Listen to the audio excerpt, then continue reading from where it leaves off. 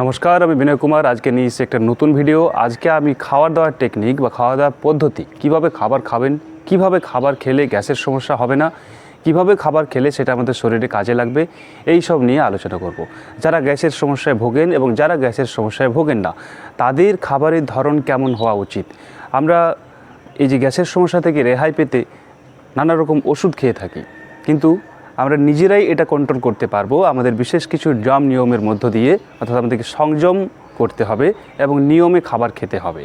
সেই নিয়মগুলো কি, এটা নিয়ে আজকে এই ভিডিও। যাদের মাঝে মাঝে গ্যাসের সমস্যা হয়, ঊর্ধ্বমুখী নিম্নমুখী দুইভাবেই গ্যাসে যারা জর্জরিত, এবং যারা স্বাভাবিক মানুষ মাঝে মাঝে বদহজম লেগে থাকে, কোনো কোনো সময় হয়ে থাকে, তাদের কিন্তু খাবারের ধরন থেকে ওটা হয়ে থাকে। কীরকম?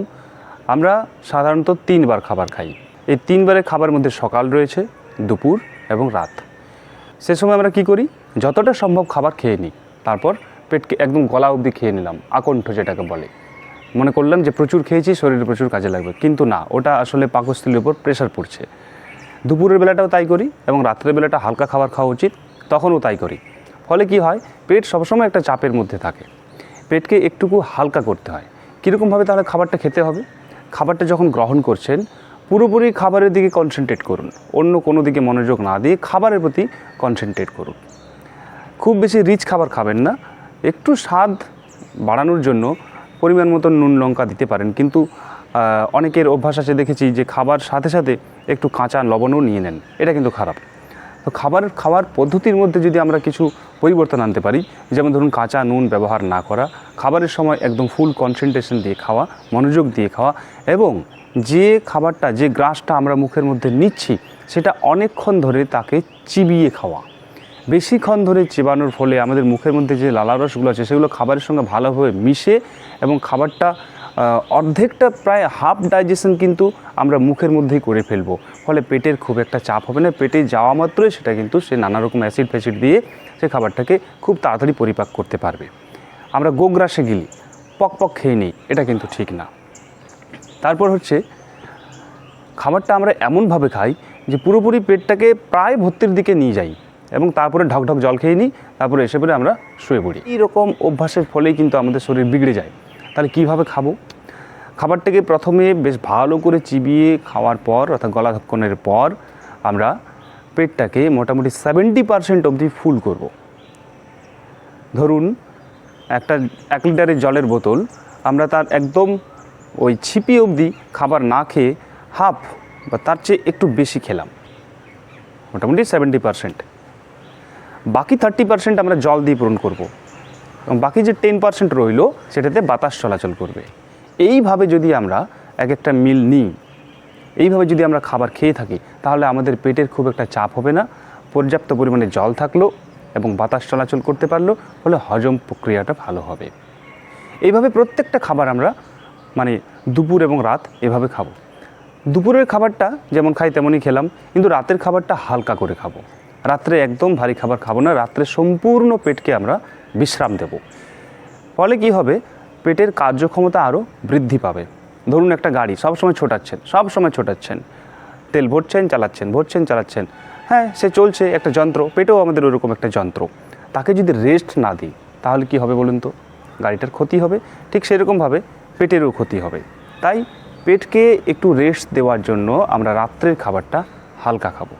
তাহলে 3 বেলা খাবারের মধ্যে মাঝখানে কি কিছু খাবো না? এখানেই রয়েছে সুস্থ থাকার মূল টেকনিকটা। কি হলো? প্রথমে বলি, যাদের গ্যাসের সমস্যা হয় তারা কি করবেন? 3 বেলা খাবার খেয়ে নিয়েছেন এবং প্রতি 2 ঘন্টা অন্তর আপনারা জল পান করুন, অন্তত 1 থেকে 1.5 গ্লাস। এটা শীত, গ্রীষ্ম, বর্ষা 1-1.5 গ্লাস জলেই কিন্তু ভরসা। মাঝখানে পেটকে কোনো রকমভাবেই খালি রাখা যাবে না। পেটের মধ্যে খাবার গেলেও বা না গেলেও সে কিন্তু HCl বা অন্যান্য অ্যাসিডগুলো ক্ষরণ করতে থাকে, ফলে পাকস্থলীর দেওয়ালগুলোতে সেই অ্যাসিড লেগে পড়ে ঘা সৃষ্টি হয়, ফলে আলসার টালসার ইত্যাদি সৃষ্টি হয়। এবং যারা একদম মিলটাকে গ্যাপ করে দেয় তাদের ক্ষেত্রে তো আরও অবস্থা খারাপ হয়ে পড়ে। এই আলসারের কারণ হচ্ছে সময় মতো না খাওয়া। তাই সময় মতো খাবার খাওয়ার পরও ঠিক আরও 2 ঘন্টা পরে একটু হলেও জল খাবেন। যাদের গ্যাসের সমস্যাটা হয় একটু বেশি পরিমাণে জল খান, আরও 2 ঘন্টা পর আরও খান, এবং খুব সচেতনভাবে খেতে হবে। তেষ্টা পাচ্ছে না তবুও খান। আপনার হয়তো মুখে হয়তো তেষ্টাটা পাচ্ছে না, কিন্তু পেটের ঠিক তেষ্টা পায়, ওটাকে বুঝতে হবে এবং সচেতনভাবে কিন্তু সেই জলটাকে পান করতে হবে। এটা গেল যাদের গ্যাসের সমস্যা তাদের জন্য।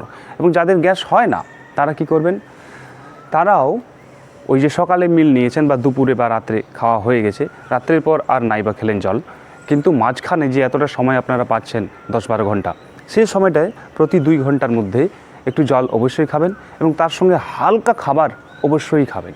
যেমন ধরুন কাজু রাখতে পারেন, কিশমিশ রাখতে পারেন। বিস্কুটটা খেতে বলবো না, কারণ ওটা ওর মধ্যে গ্লুটেন থাকে, ওটা ভালো না খুব একটা, যত ভালো বিস্কুটেই হোক। সেই জায়গায় নিজের পছন্দ মতো কিছু খাবার রাখলেন, এই যেমন ধরুন হালকা মুড়ি, সেটাতে পেঁয়াজ ইত্যাদি দিয়ে খেলেন, বা এই যে ড্রাই ফ্রুটসগুলো সেগুলো রাখলেন সঙ্গে, সেগুলো খেলেন আর জলটা খেলেন। তো যারা মনে করেন এই খাবারগুলো সবসময় হাতের কাছে পাচ্ছেন না, বাইরে থাকেন, তারা অন্তত 1-1.5 গ্লাস হলেও জল পানটা করবেন। পেটটাকে কখনো খালি রাখবেন না, পেট যেন একটুকু হলেও ভর্তি থাকে, আবার পেটকে খুব ভর্তিও করা চলবে না। এটা একটা বিশাল ব্যালেন্সের ব্যাপার। আপনারা যদি নিয়মিত এইভাবে আপনার লাইফস্টাইলটাকে যদি চেঞ্জ করতে পারেন, তাহলে কিন্তু আগামীতে গ্যাসের সম্ভাবনা থাকবে না এবং যাদের হচ্ছে সেটাও কিন্তু সেরে যাবে। এর সাথে আমি বলবো কিছু ব্যায়ামের কথা। আমার এখানে অনেক ব্যায়াম আছে। প্রত্যেক দিন সকালে সূর্য প্রণাম, সুপ্ত বজ্রাসন, বদ্ধকোণাসন, এগুলো যদি করেন, বা ভুজঙ্গাসন, চক্রাসন, এগুলো যদি করে থাকেন, তাহলে কিন্তু পেটের হজম ক্ষমতা বৃদ্ধি পাবে। এছাড়া যদি ময়ূরাসন করতে পারেন, ময়ূরাসন তো বলেই থাকি আসনটার মধ্য দিয়ে নাকি 20 পর্যন্ত হজম হয়ে যায় খেলে। না, তা বলে আমি বিষ খেতে বলছি না।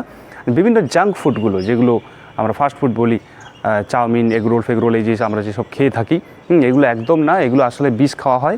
এগুলো যদি কোনো মানুষ 1-8 দিন খেয়ে থাকে, তাহলেও কিন্তু হজম করে দিতে পারবে, যদি সে ময়ূরাসন ভালোভাবে প্র্যাকটিস করে। আমি নিজেও ময়ূরাসন প্রত্যেক দিন প্র্যাকটিস করি আপ টু 1 মিনিট। এই জন্য আমার সচরাচর পেট খারাপ হয় না। এমনকি যা খাবারই খাই, যত বাজে খাবারই খেয়ে ফেলি, সেগুলো কিন্তু হজম করে ফেলি, কিন্তু সেগুলোকে অভ্যাসে পরিণত করি না যে বাহ জিভের ভালো লাগছে, বেশ চলো কালকেও খাই। না, এই সংযমটা রাখতে হবে। অর্থাৎ নিয়ম করে যে বললাম 2 গ্লাস জল এবং সংযম করে খাবারটা খেতে হবে। ধরুন বিয়ে বাড়িতে গেছেন, খুব ভালো ভালো রান্না হয়েছে, এই পোলাও, এই মিষ্টি, এই আরও হেন তেন, এই খাসির মাংসটা বেশ সুন্দর দেখতে হয়েছে, কী সুগন্ধ, কী সুবাস, ব্যাস চলো খেয়ে নিলাম। আপনি হয়তো 4 পিস মাংস খেতে পছন্দ করেন, কিন্তু ওই খাসির মাংসের রং টং দেখে কি মনে হলো, বা কম্পিটিশন করে কি হলো, একেবারে 500 গ্রাম অবধি উড়িয়ে দিলেন। এটা কি শরীরের পক্ষে ভালো হলো? না। ওই যে রসনার ভালো লাগলো বটে, কিন্তু পেটের 12টা বেজে যায়, পরের দিন দেখবেন যে সকালে কনস্টিপেশন শুরু হয়ে গেছে। কেন খাবেন তাহলে এরকমভাবে? কেন নিজেকে এইভাবে জেনে শুনে কষ্ট দেবেন? অতএব সংযম রাখাটা প্রয়োজন। এই সংযমে কিন্তু আমাদের এই খাদ্যাভ্যাসের সংযমের মধ্য দিয়ে যদি আমরা সংযম শুরু করি, তাহলে কিন্তু আমাদের এই সংযমের প্রভাব, নিজের প্রতি আত্মবিশ্বাস, সেলফ কন্ট্রোলটা কিন্তু আমাদের বাড়তি জীবনেও আমরা পাবো। কারণ এখান থেকে আমরা সংযম শুরু করছি। সংযমটা জীবনে ভীষণ দরকার। যে জায়গায় মনে হচ্ছে যে আমরা এটা খেলে ক্ষতি হবে, এটা করলে ক্ষতি হবে, সেটা করব না। ধরুন খুব সুন্দর রান্না হয়েছে, অনেক ভাত ডাল দেওয়া আছে, এই নানা রকমের থালা বাটি শাড়ি দিয়ে নানান রকমের তরকারি। আজকাল জামাই ষষ্ঠীতে দেখা যায় যে এত খাবার, এত আয়োজন, আমি বুঝতে পারি না যে খাবে কি। আর সত্যি যদি এগুলো খেয়ে ফেলে, তাহলে জামাইকে আর ঘরে থাকতে হবে না, একদম গিয়ে পুরো হসপিটালে থাকতে হবে। আমাদের এই খাদ্যাভ্যাসের মধ্যে আমাদের কোনো সংযম নেই, এটা আমার দেখে শুনে খুব খারাপ লাগে। তাই বলবো, একদম কম খাবার খান, বারবার খান, মাঝে জলপান করুন, এবং বাঁচার জন্য খেতে হবে, খাওয়ার জন্য বাঁচতে হবে এমনটা নয়। এ কথা রবীন্দ্রনাথ তার এক লেখার মধ্যে বলেছেন, কথাটা আমার খুব ভালো লেগেছে, এবং আপনারাও এই কথাটা মনে রাখবেন যে খাবো যতটুকু আমার শরীরে দরকার, হিউজ পরিমাণে খাবো না, বাঁচার জন্য খাবো, খাওয়ার জন্য বাঁচবো না। এই সংযমটা আমাদের কিন্তু নিয়ে আসতে হবে। আর এখন গ্রীষ্মকাল, প্রচুর পরিমাণে কিন্তু জল পান করতে হবে, কমপক্ষে 5-6 লিটার জল তো খেতেই হবে এই সময়টাতে, এবং ঠান্ডার সময়টা তো আমরা মোটামুটি 4-5 লিটার জল খাবো। আর খাবারের নিয়মটা যেমনভাবে বললাম সেইভাবে করব। তাহলে কিন্তু এই খাবার দাবারের পদ্ধতি আর এই নির্দিষ্ট কিছু নিয়ম এবং যম, এগুলোর মধ্য দিয়ে আমরা অনেকটাই ফিট রাখতে পারবো নিজেদের। এটা আমাদের মনে গেঁথে নিতে হবে এবং এই শক্তিটা আমাদের মধ্যে নিয়ে আসতে হবে যে ভালো খাবার দেখতে পেয়েছি, বেশি খাবো না, কিছুটা খেয়ে পরে বাকিটা রেখে দেবো, অল্প খিদা পেটের মধ্যে রেখে দেব। এই জিনিসটা যদি আমরা অভ্যাস করি, তাহলে আমাদের গ্যাস কেন, আমাদের পেটের নানা রকম সমস্যাগুলো আপনা আপনি আগে থেকেই বন্ধ হয়ে যাবে। এই যে চিন্তা ভাবনা শুরু করলাম, এই যে শরীরকে শক্ত করার আগে মনকে শক্ত করে ফেলেছি, ফলে আমাদের মন রাসায়নিক সংকেত পাঠিয়ে দিল নানা জায়গায়, নার্ভের মধ্য দিয়ে, নানান অন্ত্রগুলোতে, যে এভাবে এবার থেকে চলতে হবে। দেখবেন এই অভ্যাস কিছুদিন করার পর আপনি অনেকটাই সুস্থ বোধ করছেন। শুধু ব্যায়াম করলে তো হবে না, মনের ব্যায়ামও প্রয়োজন, মনকে শক্ত রাখা প্রয়োজন, মনকে একটা নির্দিষ্ট নিয়মে রাখা প্রয়োজন, মনটাকে বাঁধতে হবে। আর এটার দায় নিজেদেরকেই নিতে হবে, নিজেই নিজের শিক্ষক হতে হবে, নিজেই নিজেকে শাসন করতে হবে। নইলে মন কিন্তু যেদিকে খুশি চলে যেতে পারে। তাকে ঠিকঠাকভাবে আয়ত্তে এনে বুঝিয়ে ডেকে আবার স্বস্থানে নিয়ে আসতে হবে। তবেই তো নিয়ম, তবেই তো আমরা একটা যে কোনো জিনিস ভালোভাবে করতে পারবো। বিক্ষিপ্ত অবস্থায় কোনো কিছুই কাজ সম্ভব নয়। তাই মনকে একাগ্রতা নিয়ে আসতে হলে প্রথমে সংযম করতে হবে। প্রথম দিন খাবারের মধ্য দিয়ে সেই সংযমটা শুরু হোক। যম, নিয়ম, সংযম, আসন, প্রাণায়াম, অনেক নানান বহু কিছু আছে, আমি ধীরে ধীরে সেগুলো বলবো। আপনারা এই সংযম দিয়ে শুরু করুন, তো আমি একটা আপনাদেরকে অন্য জীবন উপহার দিতে পারি। যদি এই কথাগুলো শোনেন এবং আমার নিয়মিত এই ভিডিওগুলো দেখেন, তাহলে অবশ্যই একটা হেলদি লাইফস্টাইল পেতে পারেন কি? অবশ্যই পাবেন। তো এই ছিল আজকের পরিবেশন। অনেকক্ষণ বকবক করলাম, জানি না আপনাদের কেমন লাগলো। অনেকটা সময় হতে নিয়ে নিয়েছি, ভিডিওটা হয়তো অনেকটা বড়ও হলো। ধৈর্য নিয়ে দেখার জন্য অনেক ধন্যবাদ। আর হ্যাঁ, ভিডিওটি যদি ভালো লেগে থাকে তাহলে অবশ্যই একটা লাইক করবেন, কমেন্ট করবেন, যদি কিছু বলতে চান, জানতে চান, অবশ্যই কমেন্ট বক্সে কমেন্ট করবেন। ভিডিওটি শেয়ার করবেন যাতে অন্যদেরও এটা কাজে লাগে, এই বার্তা।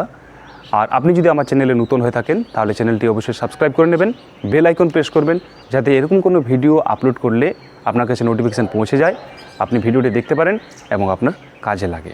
ধন্যবাদ, ভালো থাকুন, সুস্থ থাকুন, যোগাসনে থাকুন। Thanks for watching.